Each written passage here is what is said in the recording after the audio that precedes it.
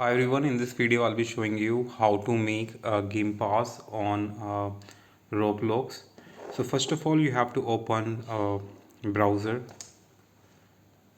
and once you open the browser guys, you have to first of all go to roblox.com. So it will take you to the home page of Roblox if you have login already, and if you have a login yet, you have to log in and it will take you to the home page. Now you just need to click on this create tab. Now you just need to tap on this menu button and click on creations. In creation you have to tap on by default experience, tap on it, will be your by username, so just tap on it. Now once you are on the dashboard, just tap on this menu button again,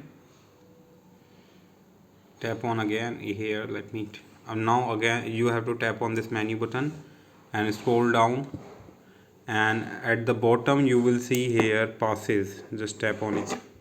Here you can create your own pass. Just click on create a pass, enter the name here, description here, and just click on this pass button. Fine.